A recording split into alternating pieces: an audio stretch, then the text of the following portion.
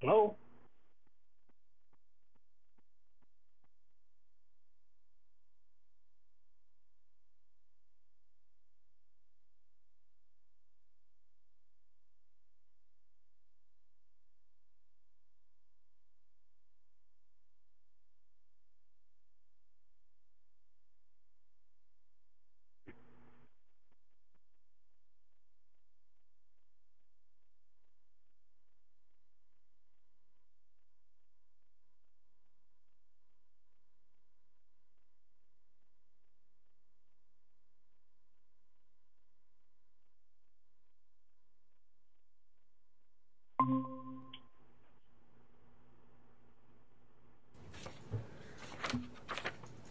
Hi, did somebody else just join us?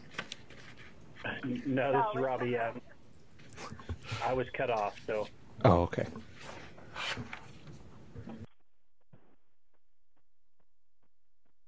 And Patty and Robbie. Yes, I'm here. It's Kim. I'm just greeting you. We're not ready yet. Oh, okay. Good morning. Good morning.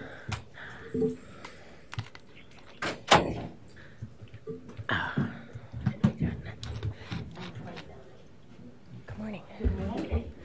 Cutting it a little close. Matt, hello. How you doing?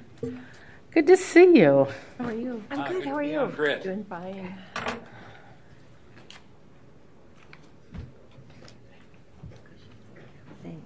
Grab a spot. Been so long since he's been here. He doesn't even have anything. Is Marisol going to be here?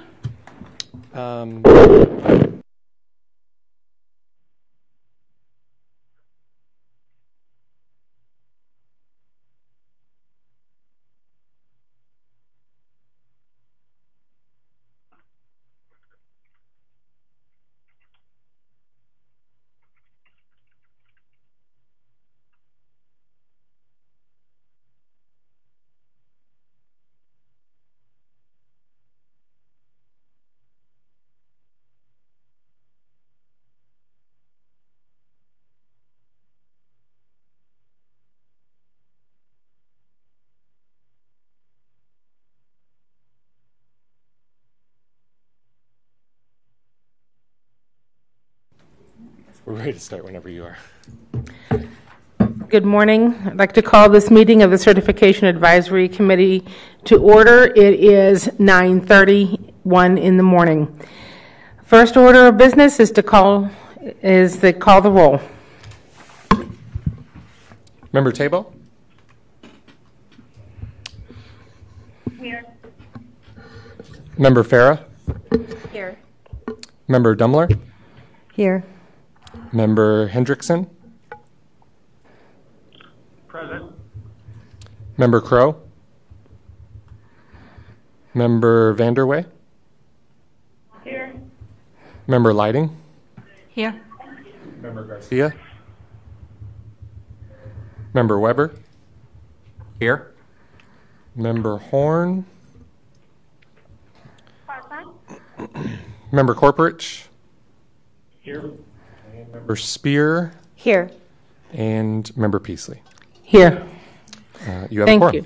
Thank you, Catcher. First item is a call to the public. This is the time for the public to comment. Members from the committee may not discuss items that are not specifically identified on the agenda.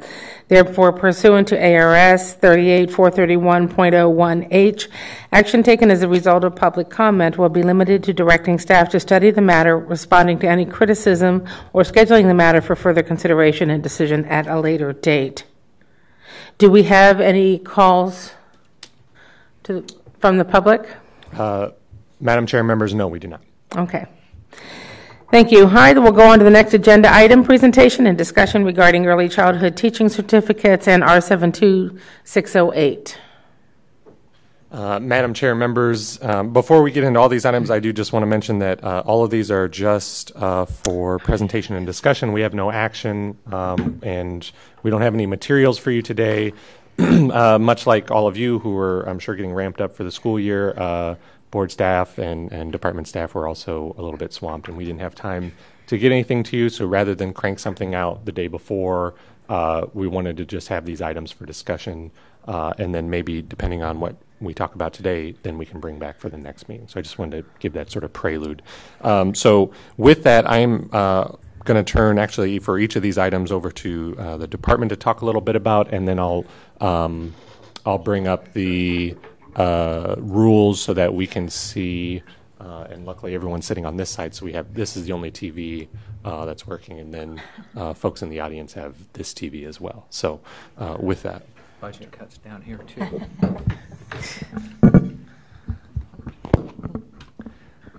Madam President, members, the department's been busy implementing the evaluative changes in our system for the rule change, which occurred actually yesterday, implementing the rules that were changed the prior year, but were slated to be implemented on August 1st. And one of the things that we discovered was specific to the early childhood rule, where it mentions one of the topics in the topic list was to meet the practicum as defined in Rule 604. It's not defined in Rule 604. It's actually defined in Rule 601, so we need a cleanup on that.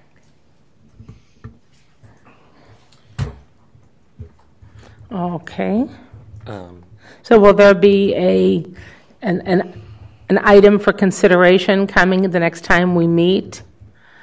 Are you looking to change from 601 to 604 or add more information to 604?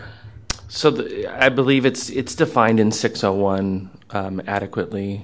The rule just needs to point to there for the definition of. Okay.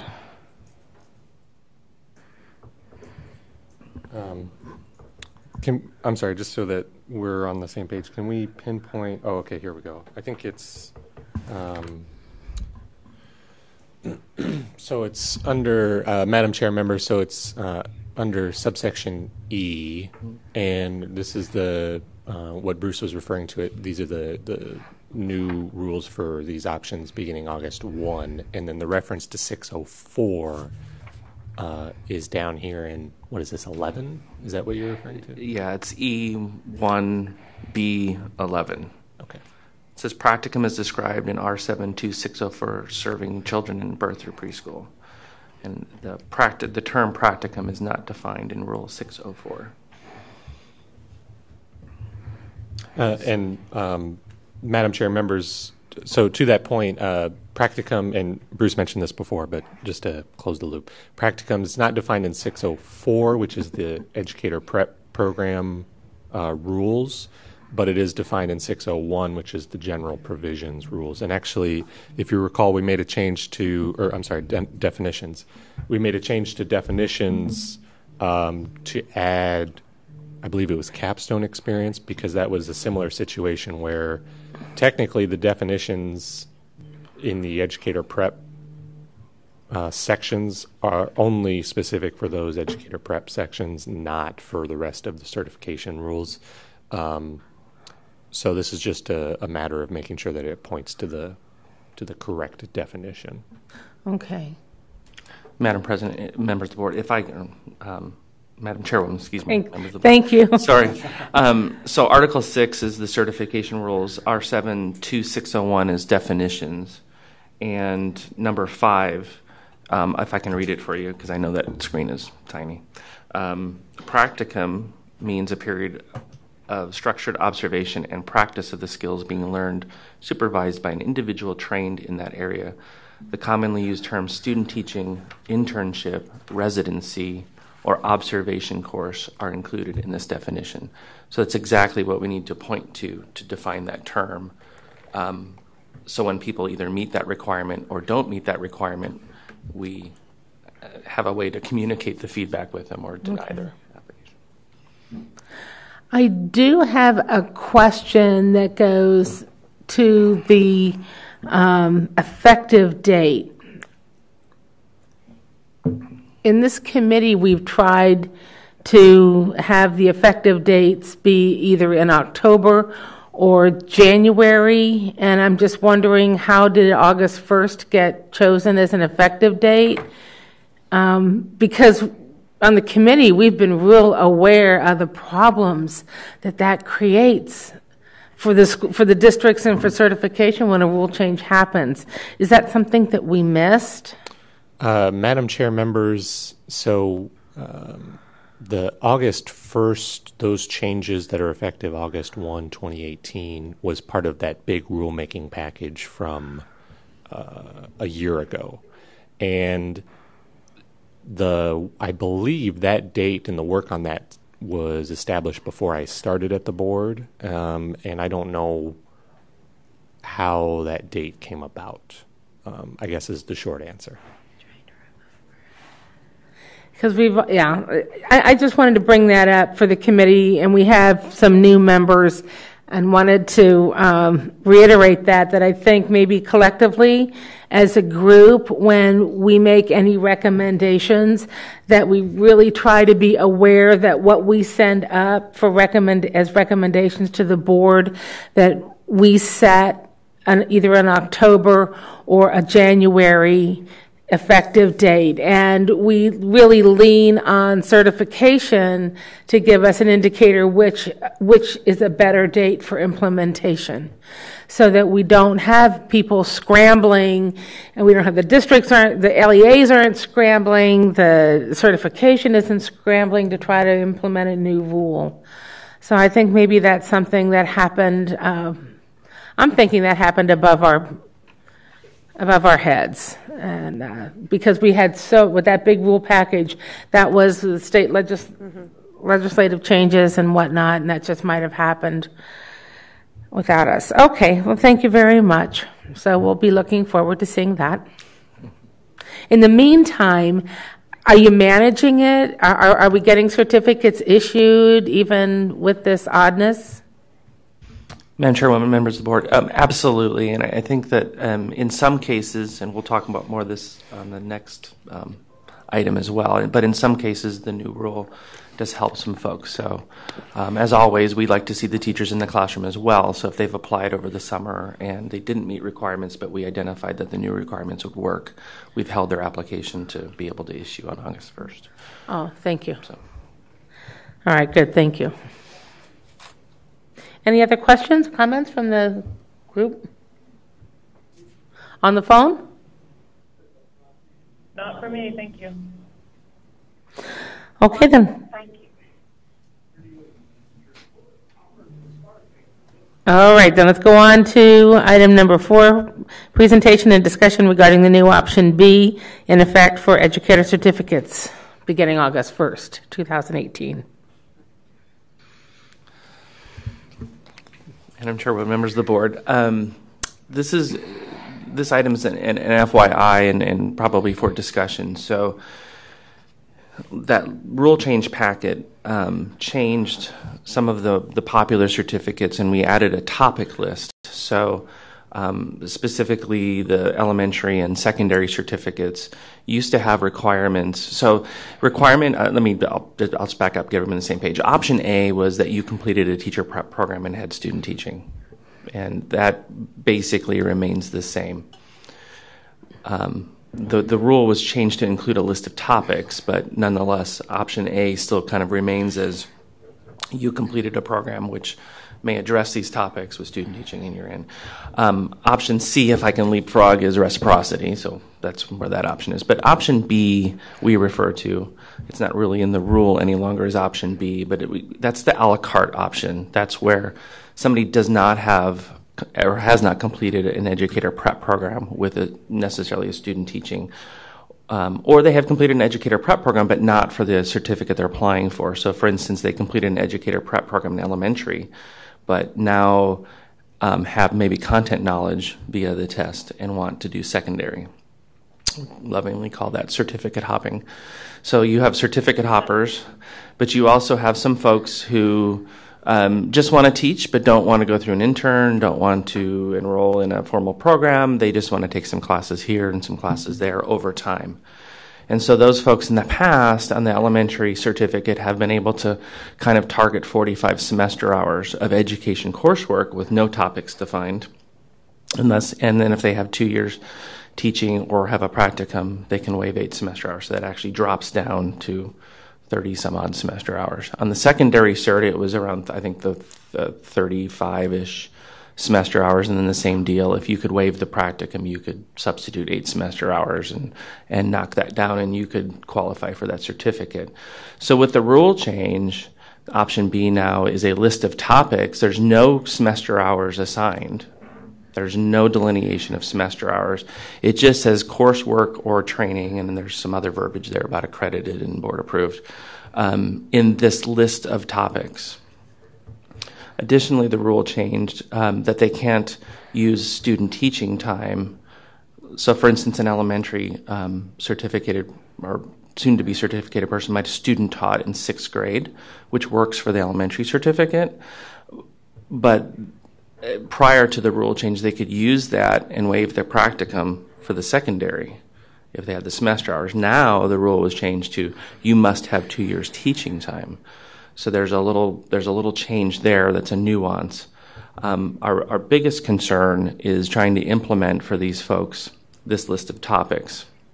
And as an example, and I'm just sharing our perspective, and you bring perspectives too. So I'm just sharing our perspective and then kind of turning it into your court, and we'll, of course, bring back more information as we see applicants.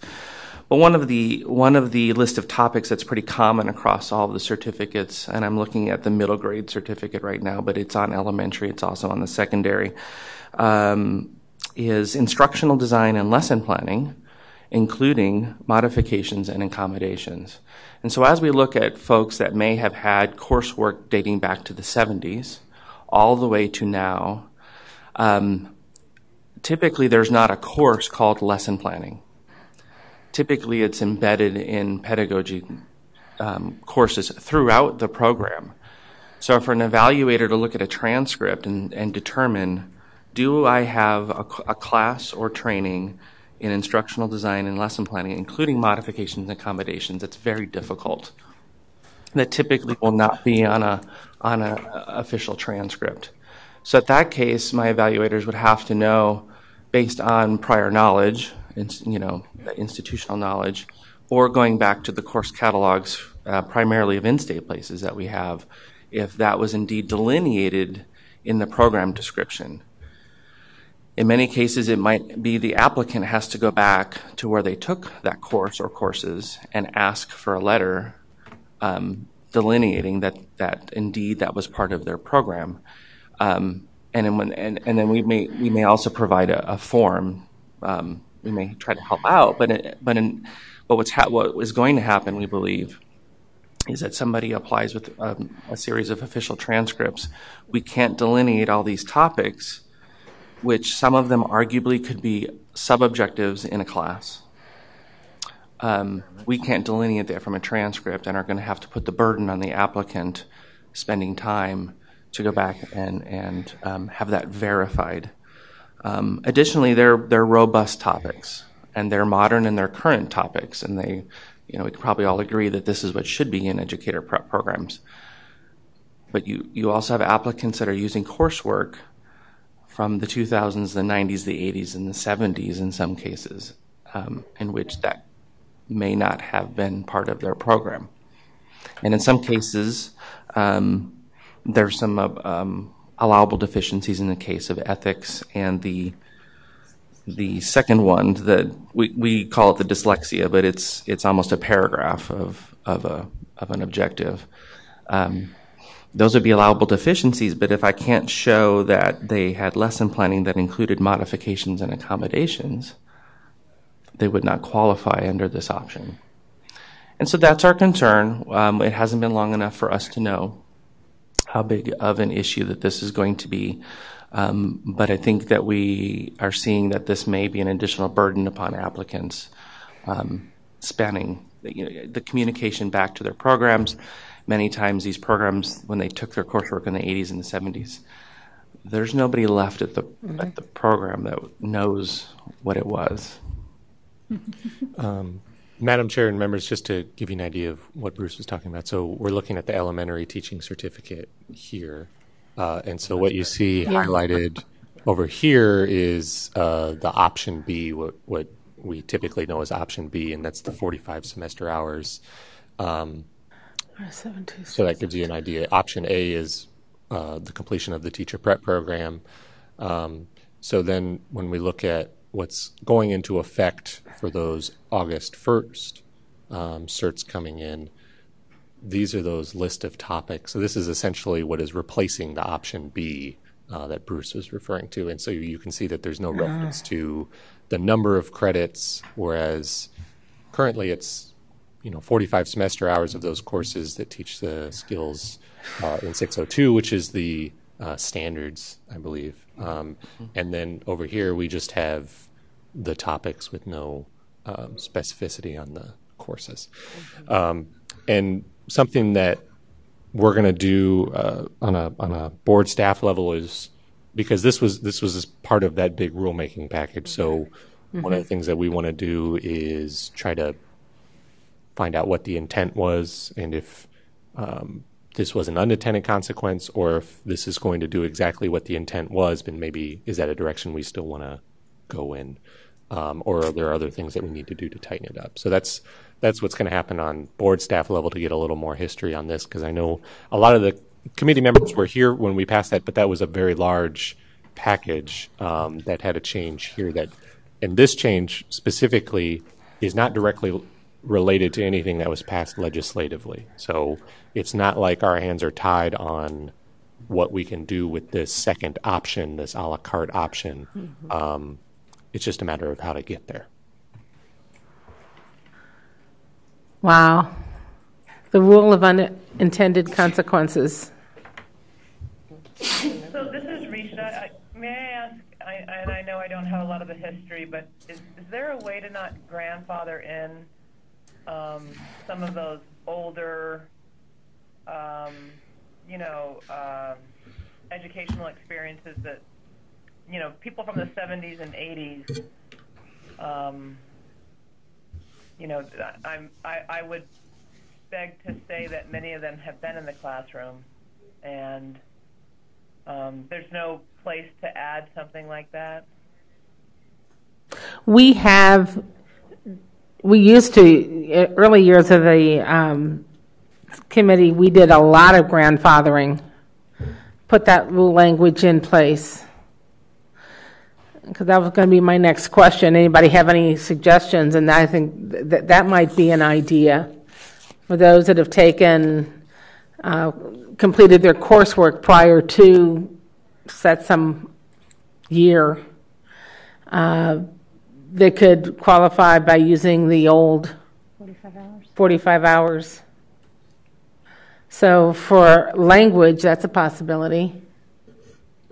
And this is Risha again. I'm just thinking back, and I'm no spring chicken anymore either. But when I was doing my teaching coursework in '94, it actually included a lot of the things that we're talking about now. So I don't think it would have to be anything too present. I think it could be further back. But I don't know. It's just a thought. Thank you, Risha. Sarah, and then Betsy. Thank you. I don't know if this is a conversation that predated me or if I'm just kind of fuzzy on the original intent of the option B certificate pathway, I guess.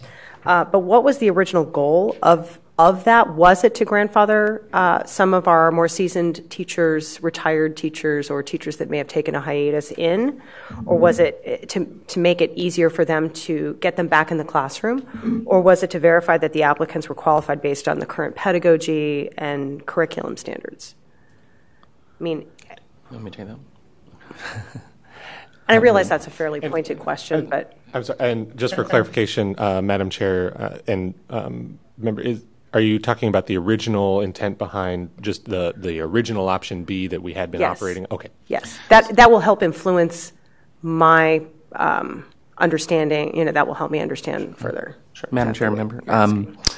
Although I certainly wasn't around when option B was put in or when that was considered, but I can tell you what it does do for the field. It does allow somebody with an elementary certificate that maybe has found a passion for a particular content area let's say they've been teaching 4th, 5th grade, 6th grade, and they discover, wow, I really love history. I was a history minor. I'm going to go take the history exam, and I want to go teach history in high school. So now the old option B was 45 or 30 some odd semester hours for the secondary cert. Well, most ed majors, elementary ed majors, have more than 45 education classes. And so this allowed them to use that training, and there's my pedagogy training. And if I taught 6th grade for a couple of years, 2 years, or I even student taught there, I can now waive the specific secondary student teaching. I still needed to meet the exam requirements for the professional knowledge and secondary knowledge, but I could cert hop. Likewise, somebody who's a secondary teacher, it's a little bit more difficult because they usually have less pedagogy coursework, but they discovered that their passion's elementary. They can use that to transfer certificates. It's a little harder to transfer to special education because special education has had a topic list in it for a number of years that they had to meet. So basically, they had to go back for coursework. But so that would be one case, is just folks wanting to move around and move grade levels and content areas if you're really moving up to secondary. The other was for those folks, I think it was used probably more before the intern programs existed, but I have maybe even started a program. That's a great case. I started a program, I never did my student teaching. So now you have no program completion. So you're not option A, you actually have to be option B because you didn't complete a program. So I have almost a fully trained teacher minus the student teaching. And in our current world, they can go to a charter school and get 2 years, or they could do an emergency teaching for 2 years in some cases. They waive the practicum, they take the test, and they're in. So that's a pathway to let those folks in. I wouldn't say that B is for retirees to come in, because B, many retirees had programs, so they would still come in under option A. This was just that pathway that they didn't complete a program. Okay. And so they can bundle some experience, but also maybe an a la carte training and get a cert. Okay, thank you for that. I appreciate it. Betsy? This is Patty. Okay, who's on the phone? Patty? Patty. Okay, Patty, your question? Well, we have that, we put in that rule that says that if you've been out of the classroom, that you can re-enter at the level that you left it. So that takes care of those people who are retired and want to come back. And I'm not opposed to grandfathering in a person who has consistently been teaching and consider them as part of option B. But I would be opposed to someone who has not been teaching and has been out of the classroom or out of the loop since 1970. I think a few things have changed, I hope, since then. So I think we need to be careful about grandfathering in just anybody. Thank you, Patty. Betsy? I have a question for the board staff and ADE, and that would be a recommendation, which I think you're working on too, but it sounds to me like it's not just for those people from the 1970s. This could be from people coming in from all different places.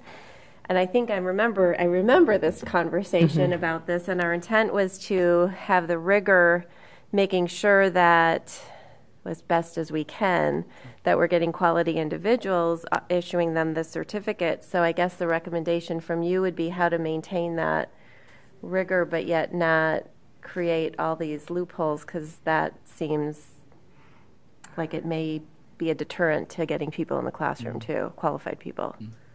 So have you thought through how to keep it, but yet, I mean, grandfathering may cover some, but not everybody. Madam Chair Member, I think given a little time, we're in the throes of rule change as well as a very full lobby right now, and trying to implement this, and now really finally getting to the chance to poke holes in this and try to implement it. And so I think we'll work with board staff and to identify how big of an issue it is, as well as some potential solutions. I understand grandfathering. I think we have to be careful on that language. Some folks just assume time will waive it, and if we put time teaching in to waive training? Is that what you really intend? Or do, I think there's certainly those old programs or old coursework, but there is also out of state, which we have no control of, and they don't look at our requirements for their programs. It might be a national trend to add the dyslexia and things, but you'll have people who, for one reason or another, may have not completed their program, but are albeit almost a teacher, and this is how they would come in to our system. But have we made it so problematic for them that they can't get certified in a timely manner, or they're missing something and actually have to go back and get additional coursework, even though they were trained maybe in the last couple of years? So then, as I understand it, if somebody does not meet these current requirements for the option B, is there still an option for them to get an emergency elementary or an emergency secondary certificate and get hired? Madam Chair, at the discretion of their LEA. That is an LEA requested certificate, basically, and of course the emergency teaching certificate is restricted to 3 in your lifetime. Okay. This is Patty again. Go ahead, Patty. I just wanted to thank Bethany for bringing up the whole idea about rigor, because we did have a long conversation that while we were listing topics, we wanted to make sure that the rigor was there. So whatever recommendation comes forth, I think that's going to be the kingpin that will make a difference on how the recommendation is viewed. So thank you for bringing that up. Yes, thank you. And we just need to be mindful that if that our actions serve to either help the field hire teachers, or if our actions are going to serve the purpose of limiting options for the field to hire. And I think that sounds like that's what we may have. Now, have we had anybody come to the counter with this yet? Well, today's the 2nd, so you don't know. Madam Chair, the middle grade certificate had these topics, and so there's been a handful that aren't coming in under reciprocity for the middle grades and are trying. Some have had programs, so option A, and it's a slam dunk, but there's been 1 or 2 that were option B. And it's very problematic looking at their transcript, how to help them qualify without sending them back and putting the onus on them to contact where they receive that coursework. Okay. This is Patty. Okay, Patty, and then Carolyn. Keep coming back. I don't think there's anything wrong with putting the responsibility on the applicant.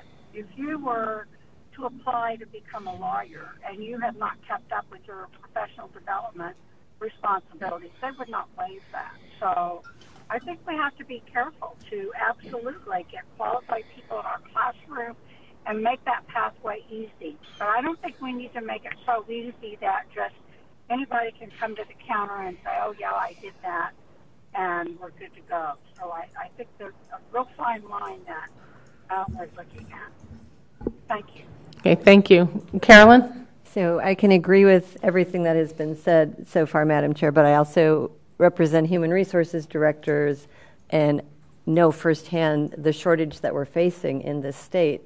And my fear is that perhaps what we've inadvertently done is put up a barrier so that people who are looking to move to another state will say, how easy is it to get certified in Arizona compared to another state, and they don't come here.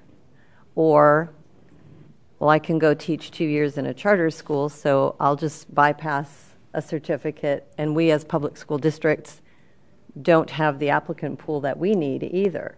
So I don't know what the right answer is, because I don't like the idea of not keeping all of these requirements, but I also know what my principals are facing in terms of finding any kind of applicants whatsoever.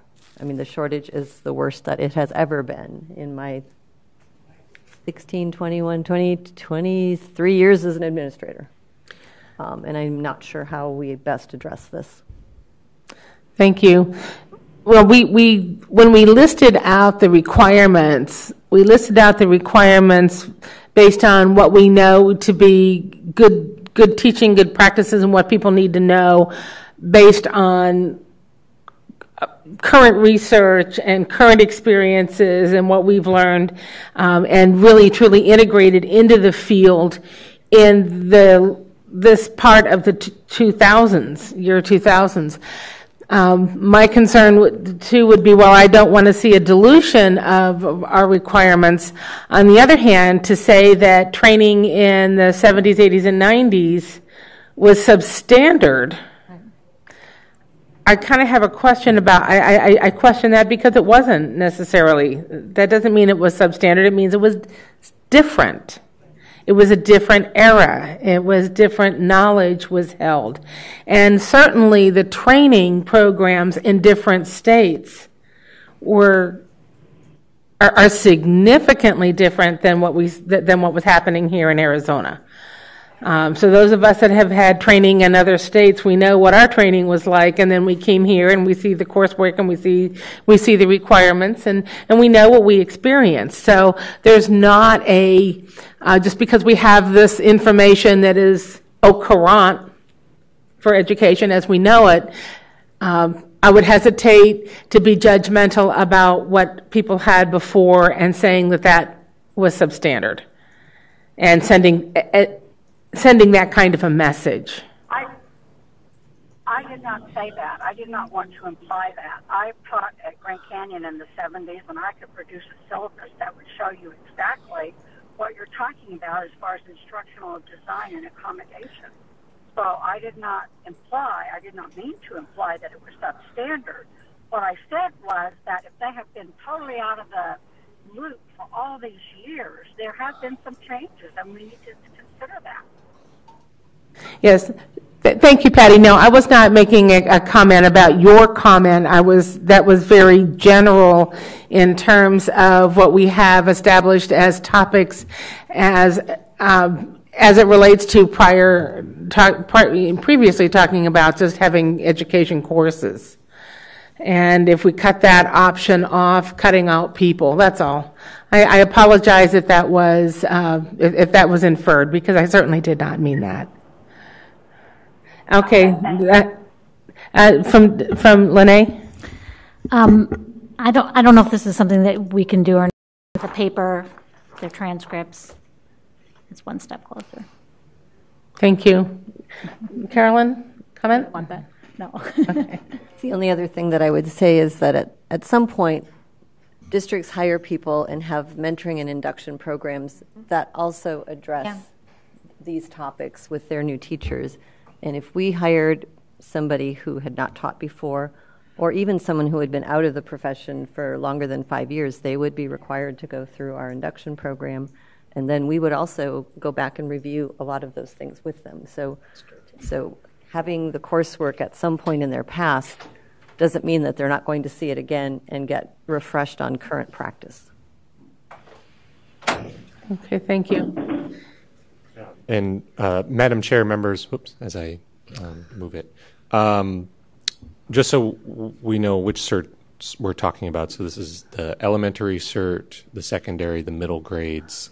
Some of the SPED we made these changes to, but that the changes weren't significant. Or Yeah, they already. Okay, so this pretty much already had that. So it's the elementary, middle grades, and secondary that are the big ones. The arts and the PE as well. In the arts and the PE. So not the other certs or the CTE. So just I wanted to make sure that we had a frame of reference of which ones we're talking about specifically, although those are the bulk. And it sounds like we have some work to do on the staff level to look into this some more, and then also, we'll see who's coming to the desk and how difficult it is to maybe evaluate these things, because maybe this was something that sounded good, and then when we tried to operationalize is a little more difficult. So I think we have some things to take back and work on.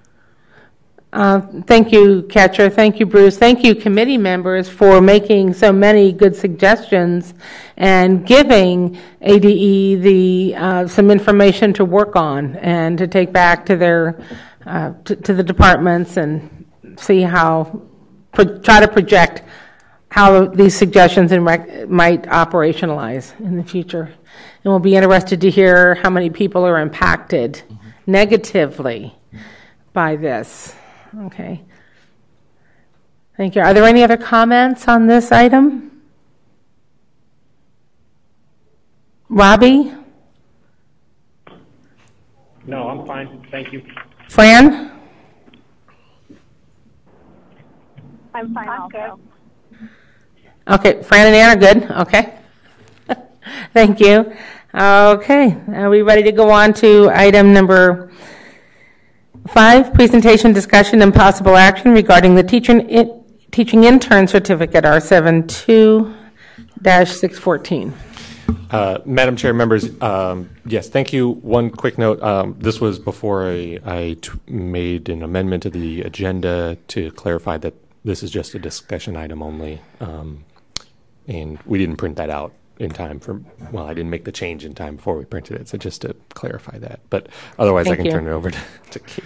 Okay, Madam Chair, members, if you remember last year, it was also part of that big rule package. There were some changes made to the intern certificate. So last year, before the change was made, the certificate was valid for 1 year. So now it's valid for 2 years. Additionally, there was a subject knowledge exam required for issuance. That was removed from the rule as well. So currently, the requirements for the initial issuance of an intern cert are a bachelor's degree, verification of enrollment in a board-approved alternative path or approved educator prep program, as well as a fingerprint clearance card. So now that we have a certificate that's valid for 2 years, there could be some situations that we want to share with you and maybe have some discussion about possibly recommending suspending a certificate. If a student who is enrolled in one of those board-approved programs decides to drop out of the program, or let's say they have their verification, they have their fingerprint card, and they have their bachelor's degree. They start taking classes, and they drop out after a month.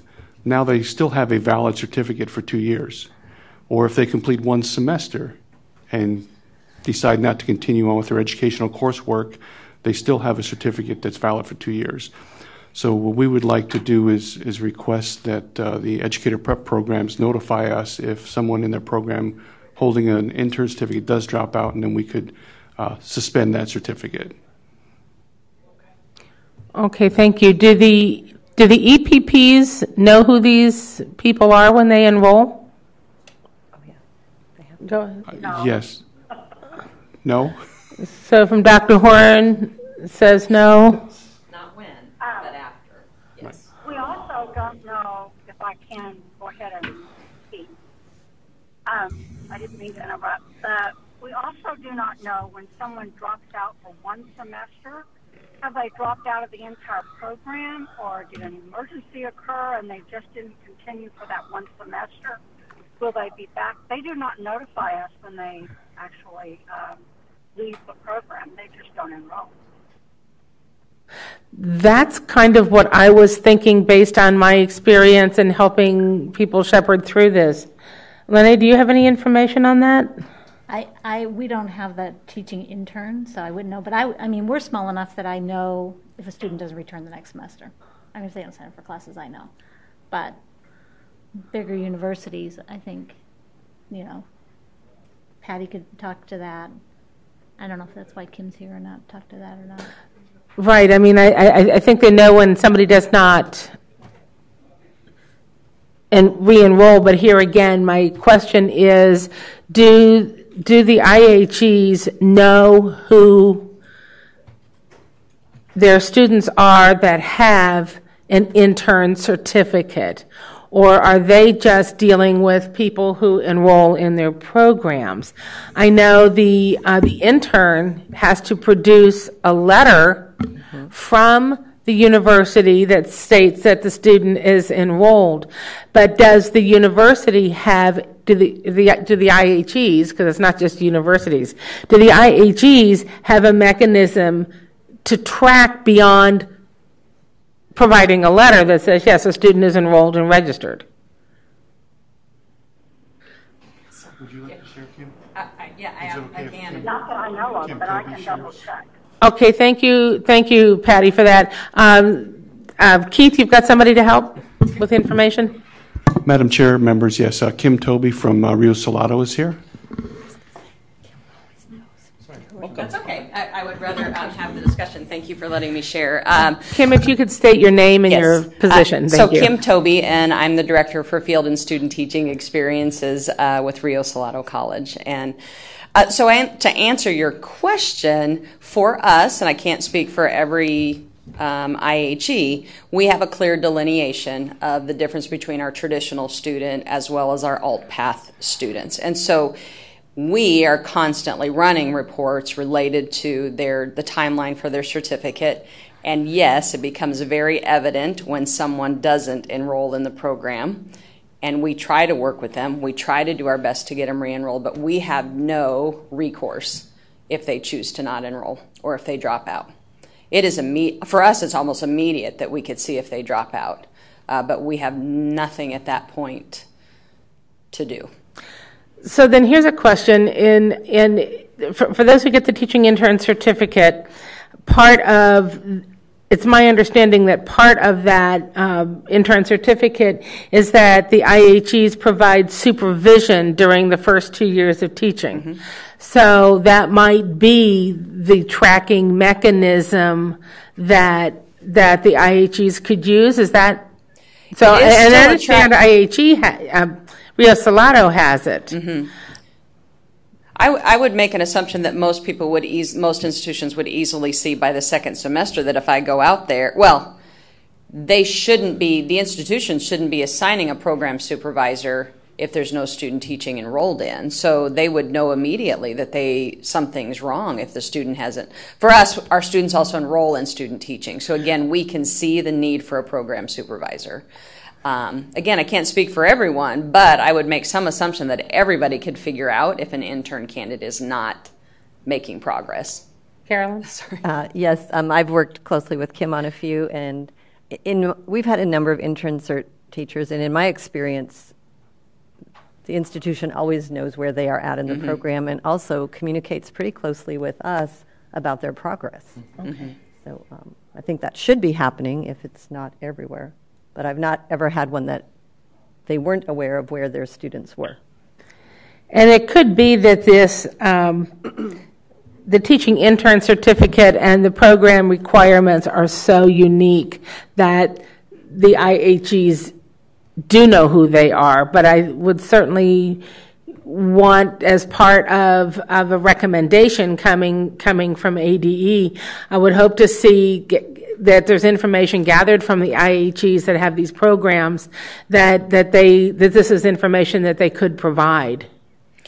Yeah, and I mean, if you wanted some data, we could relatively easily show you from the last couple of years how many candidates have started and again are not continuing. But again, we have no recourse. We can tell the district they're not enrolled, but we can't remove them from employment. Oh, right. Absolutely. But we can tell you how often that happens. I want to say for us, and I would venture to guess it's about 6% of our intern, which to me is a big deal at 6%. Yeah. Thank you. Carolyn?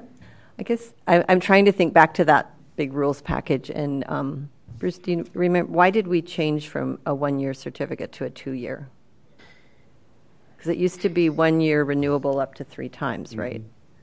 Because of the burden of taking all those classes and the challenge of starting a new career, a new position, the challenges of teaching, all of the commitments of the induction programs and the trainings that the district provide. And then these interns are also having to take their college classes that we decided to make it extended 2 years.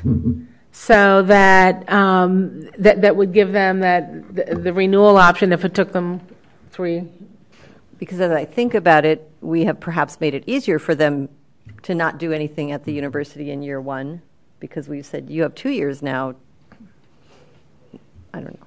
Madam Chair, members. So, I think what we found is that typically an applicant on an intern certificate typically takes 2 years to complete, and in odd cases they extend to a third or maybe even a fourth. And so it was trying to keep them out of the office and having to worry about putting that paper together. Although any extension on the intern certificate is free.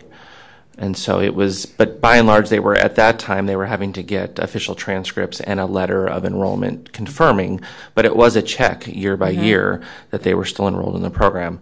If I can just put another consideration out there as well, so if you're an elementary classroom teacher or secondary classroom teacher and your certificate expires, typically the district has to pull you from the classroom unless you have a subcert. And then you go on the substitute until you rectify that issue. So these folks have a bachelor's. To be on the intern certificate, you have to have a bachelor's. So these folks, if there were something put in place as suspended, it's not like they have to be removed from the classroom. They could still qualify for a substitute or an emergency teaching. And Madam Chair, members, and I think we all had an understanding of this, but I do just want to point out the candidate at the end of paragraph 2 on subsection E there, they are required, it's very explicit, that they have to be enrolled in an alt path or program. And so presumably by dropping out, they would no longer be enrolled. I think that was understood, but I just want to make sure that that's clear of what's in the rule. Madam Chair, if I could. Okay, Patty? This is Patty.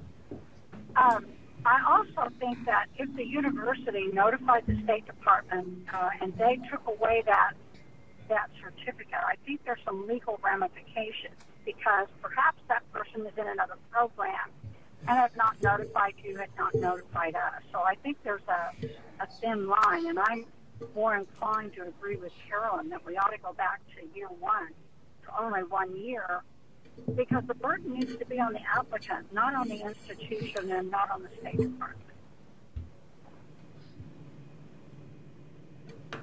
Thank you. Any other comments? Chair Beasley, I've got a question. Yes. Is that Robbie? So just a clarity point here. In the past, the applicant would need to have their bachelor's. They would need to pass their subject knowledge test. They would have to enroll in it with a college, Rio Salado, Grand Canyon, NAU, whatever it might be. They would come to the school district. They would get some kind of agreement that they've been offered a contract, and then they would go to the ADE and they would get their intern certification. And in the past, that has been facilitated through the university that they are attending to get their coursework. Am I hearing correctly that that is not the process that they would go through at this point? Bruce, can you clarify? Madam Chair, Robbie, Member Robbie, no, I think you described that accurately. They do need to be enrolled in a program. They do need to have a teaching position, and that agreement is between the IHE or the EPP and the LEA. And then the applicant, like all other certificates, does submit the packet to us. Is considered a quick service, so typically happens over the counter or very, very quickly. But no, I think you described it accurately. Other than facilitating is that enrollment letter, that agreement letter that the EPP program gives us that just verifies their enrollment, their job, and that everything's in order. Okay, so for example, a real life example here. We have two teachers with bachelor's degrees that are working on passing their subject knowledge exams, their NES exams. So they could get their intern certification just with their bachelor's degree and being enrolled with a EPP. They could go down to the Arizona Department. They wouldn't have to pass their subject knowledge prior to that? Bruce? Madam Chairwoman and Member, yes, that is accurate. That is the certification requirement no longer requires the subject knowledge test up front. However, the EPPs may have admission requirements or enrollment requirements in that program that may require that or not require that. That is not a condition of certification at this time. So the key is to secure a position within a district and then secure the opportunity with a college or a university and then work with ADE. So the college or university has to be between the job offer and the certification. Am I correct on that? You are correct. I mean, we've got folks that it's chicken or the egg. I mean, they can go to and get, they're checked off and enrolled and then find a position, but typically an LEA wants them and they've started to lay that groundwork and go to the LEA first and then find a program or meet the admission requirements. And then when all that is packaged up really nicely with the help of the EPP program, they bring that to us. So what's the verification that they are enrolled? What do they need to have to verify that they were enrolled in EPP? Madam Chairman, member, it's an enrollment. It's a letter. It's more than an enrollment letter. The common mistake that applicants make is going to the registrar's office at the IHE. It actually comes from the Ed department, and it's a verification of enrollment in the program, and it also just as an FYI to us of the details of what their assignment is and what they'll be doing. So they didn't have 2 years to complete that subject knowledge and their professional knowledge exams? Madam Chair, member, they have until the completion of the program. Typically, at the end of these programs, they are issued what's called an institutional recommendation from the approved program. And when they come to use that institutional recommendation, then that's where we're going to check that if they've met the professional knowledge and subject knowledge requirements, of which the waivers could apply if that fits the applicant's background. Okay. Thank you for that clarification, because that process has changed since the last time we had worked through the intern program. So thank you. Okay, thank you. So the concern then, as I understand it, is that with an intern certificate that goes for 2 years, we have people that could enroll over the summer and get their letter from the EPP, have their letter from the LEA, and they're teaching, and then in the second semester they decide, I don't like this, I'm not interested in the coursework, so they unenroll or they just don't re-enroll for the second semester. And then what we find out is that the ADE and who is in charge of enforcing the requirement of continued enrollment in an EPP, and the school district don't know that the candidate has not enrolled. Is that correct?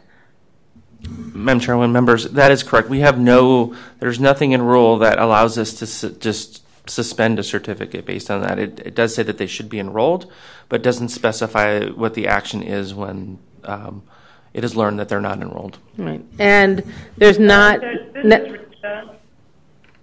Okay, Risha? May I make a comment? Yes. Yeah, thank you. And not to say that you guys haven't already discussed this, but my experience has been in the past where we have had people under this kind of internship plan that our HR really had it all in like their database that was linked to ADE, and we were always informed, along the way whether somebody was, whether certificates were ready to expire, whether people weren't adhering to the rules and recommendations of, certificate requirements. And so I know that for me and my experience with my own districts is we had that piece internally. Just to put that out there. Bruce, do you want to address that comment, please? Madam Chairwoman and members. So I agree. LEAs can view statuses of certificates and depending on how the information is shared in our system, can see when somebody's applied or not applied. But in this case, this rule went into effect last year, so we've only had 1 year of 2-year interns. So prior to that, they were coming to extend, of which if they didn't have an enrollment letter, then it would fall off. But now we have a 2 years, and I can't cite any specific cases, but I have heard of a case of enrolled and the IHE or EPP was aware of within a month or two that the person has disenrolled and now has no support, is not getting training, and has no support from that expectation, yet they're left with a 2-year certificate in the wild. Right. And the districts don't necessarily have a mechanism or communication, formal communications with all of the IHEs, because the interns the interns make their own arrangements for whichever IHE fits their needs and preferences. So there are multiple IHEs involved. So the districts do not necessarily know, LEAs don't necessarily know when somebody is no longer enrolled. They might figure it out. The principals might figure it out after a month or two. Hey, wait a minute, I thought I used to see somebody. But in our days of high turnover, even with administrators from one year to the next, that new administrator wouldn't know. They've got, as far as the HR program knows at the LEA, the HR director at the LEA knows, hey, the certificate's still good. Mm-hmm. So there's not another mechanism. Yeah, I get what you're saying. But I thank you for your thoughts and bringing that up, because that's what we do here. Right. We keep thinking. Okay. Anybody else have any thoughts? I think it's something worth pursuing, a remedy of some sort. Again, thank you to the committee for coming up with some ideas, some suggestions, recommendations, moving it back to 1 year, moving it, requiring the EPPs. We're talking about IHEs, but we're really talking about the EPPs to provide a notification that somebody has dropped out. And then it becomes, and then we need to figure out, along with that, how is ADE going to contact the LEA? Is it just withdrawn and they're no longer certified? How will that mechanism occur? So if that could come in a recommendation, that would be some helpful information. And excuse me, Madam Chair, members, something else we had talked about is we'd have to be cognizant of the timing and also how that individual would maybe restart the life of that certificate. And do we want EPPs to just immediately notify and then ADE would immediately act, or do we have windows of time, or what does the individual need to provide to restart that cert? Is it the same verification of enrollment? So there's some of the nitty gritty on some of that stuff that we'll also talk more about, and then maybe, if there's comments or thoughts on it now, that would be great. But otherwise, we can have those discussions at a later time too. But those are things that we were in preparation for this meeting that we were sort of thinking about as potential things we'd have to address. Right, because there would have to be at least a semester. It would be one semester from the time of notification before the person could re-enroll, give them that opportunity, because we don't know what life circumstances have happened. And then that conversation would then need to be with the LEA and the teaching intern as to what that's going to look like, because with everyone knowing that the certificate would be expiring. So give everybody some breathing space and room. Is there a comment? Patty, yeah. It just seems to me like, rather than looking at all these responsibilities of the EPP, ADE, the LEA, we need to go back to the 1 year and, again, put the burden on the applicant, on the intern. If I have an emergency surgery and drop out of school for a semester, even a semester and a half, or it appears I'm not coming back, but I am, and you take my certificate away from me, I have to start over again. And I just think there's lots of underlying ramifications for all of us when you take a certificate away based on one piece of information. So my recommendation recommendation would just be to go back to 1 year and alleviate all student issues. Thank you. Thank you. Thank you, Patty. Yes, that is one of the recommendations. And I think we also need to clear this perhaps or run this suggestion by some of our members down the street at the end of the street here to see what their thoughts are, because we know that without including some of our esteemed elected officials, that that information can be helpful, or our decisions and recommendations can be helpful or not. Madam Chair, members, absolutely, I would agree. I mean, when we talk about using the word suspending that sounds scary, even though in this case, they shouldn't be, by the letter of the rule, have that certificate if they aren't enrolled in the program. And also when we talk about reducing the length of certificates, that it's also something that can rile people up. And I think something that we're going to have to consider from a policy standpoint is, if it typically takes individuals 2 years to complete these programs, why would we not have a certificate that is 2 years in length? And if the risk, the potential cost of that policy is potentially having people drop out and having an active certificate and not knowing where they are for maybe up to a year, maybe a little bit longer if they did it right away, and even if after we got notification, is that a cost that we'd be willing to live with for the policy that makes sense of having the length of the cert be the amount of time it typically takes to complete the program when that cert is tied to completion of the program? So that was just something else that I think we'll have to balance and talk about when we talk about suspending or reducing the length of the cert. It's all of these policy decisions or choices, and what choice there makes the most sense for the individuals with the certificate, and also the district's hiring, and then, of course, the students. Thank you for putting that so well, because that's what I was thinking. We're looking at a double-edged sword to make a change, and that's something to consider. Yes, who's calling in? Yeah, this is Frank Hendrickson. How are you? Frank, thank you. Yeah, I just want to kind of add a couple of comments regarding, I've had some teaching intern certificates as well, and I definitely agree that, there needs to be strong language that does say, certificate will be suspended if they're not continuously enrolled, and it has some recourse for a district to be able to do that. But more importantly, going back to reducing the length of the certificate to 1 year, I would just have major concerns in seeing teachers that have gone on that path and are able to have that 2 years.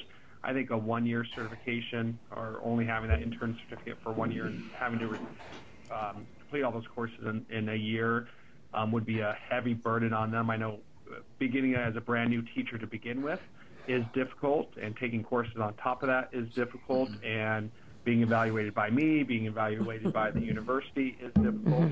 So I think a 2 year program is appropriate. I think a 1 year program we'd quickly lose quite a few interns that way.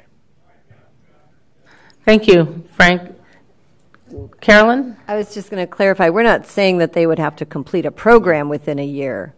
It would just be they would have to show that they were still enrolled to extend their intern cert, because it could still be extended for up to 3 years, right? Mm-hmm. Okay. That makes sense. Okay, yeah, as long as they're able to extend it, but it's 1 year at a time. But yeah, that would make sense then. And that documentation would be easy to provide. Yes, I would think. Right. Yeah, that would be easy. The IHEs would know to do that. I think so. If perhaps in putting this together, it would be helpful for the interested parties also to know, to get an idea from the IHEs how often this has happened. If we can get an idea of numbers. Folks, how many people hold the intern certificate, have held it, and how many people have dropped out of the programs. If the IHEs could possibly provide that information, and perhaps somebody in the EPP division could help with that. I know it used to be Steve on one of our other committees, and now it's a new person, so. Daisy. And maybe that would be information that Daisy and Steve could provide. Madam Chairwoman? Yes. This is Ann Tebow. I just have a quick question. So if the certificate is changed to a year, there's no cost. Did I hear that earlier to extend it to a second year? Correct. That is correct. Okay, thank you. Are there any other comments? Thank you very much to the committee for. Go ahead. Oh, I would just, I like the way that the process has occurred in the past. We've done quite a few intern certifications with a lot of success. And the process was always in which obviously they would have to have a bachelor's degree. They would come in, they would apply for the job. They would receive, some kind of not necessarily a contract, but a letter of intent from the district. That letter of intent would go to the college that they chose, and then they would enroll in the college. The college would be closely linked with the Arizona Department of Education, and so the recertification would actually always come through the college. And so therefore, the coursework had to be completed by semester. So if they did not complete the required coursework, and the college could be flexible on that had nothing to do with the LEA, but it would always be that they had to require a certain number of courses to be done so that they stayed on track for that 2 years. Because I believe extending the window beyond the 2 years can be a questionable practice as well. I think 2 years, if they're committed to getting certified, then 2 years is a good time frame. And so then that renewal of the certification was always in cooperation and coordination with the intern and the university or the college that they were attending. And that has been and from a superintendent's perspective, that has been a very seamless process, because it was the college and the intern that was working in partnership to make sure that they were fully certified and became a certified teacher in Arizona. And so that would be my recommendation, is to continue that practice and make sure that there's a strong partnership between the university, which has an investment in the intern being part of their program, as well as the intern investment in making sure that they have to complete certain amount of coursework each semester to be able to keep their certificate renewed, which was at the discretion of the university. So that's just that's from a practical standpoint, that worked really well. We've probably been through 5 to 10 intern certs, and they've all worked that way, and it's worked well. And then the university actually communicated with me as a superintendent, because they had a connection, so we always knew where they were at in their coursework, because they would send us an email with an update of that, so we kind of had an awareness whether they were keeping up or not. So that's my 2 cents. Thank you, Robbie. Robbie, did you work with multiple colleges and universities, or just one or two? Yes, we worked with Rio Salado and Grand Canyon. Those were the 2 universities that we have worked with currently. But I know NAU now has a program, and I think we've also worked with Pima College. And so that seems to be the process that most of the educational institutions use when we've had an intern cert. Okay, thank you very much. Any other comments? Okay, Catcher, Bruce, Keith, anything? All right, then let's go on to number 6, future meeting dates and items for future agendas. Madam Chair, members, let me just tell you on our next committee meeting, and then I can open it up if anybody wants to add something. Our next meeting is scheduled for October 2nd at 9:30. And I think we had not scheduled a September meeting due to Labor Day and also, timing around school. So we'll probably keep that October meeting. We'll bring these items back, and then, we might have some additional items to circle up with the committee on at that time. And perhaps that'll be enough time to put together all of the information that we've discussed, or at least get some of it done. Keith, Bruce, does that work for you for certification? Mm-hmm. All right. Well, then thank you. Then we thank everybody for your time today. Kim, thank you for coming and being here today and offering your comments and your feedback. We appreciate that. So with that, this committee Certification Advisory Committee is adjourned at 10:42. Thank you very much.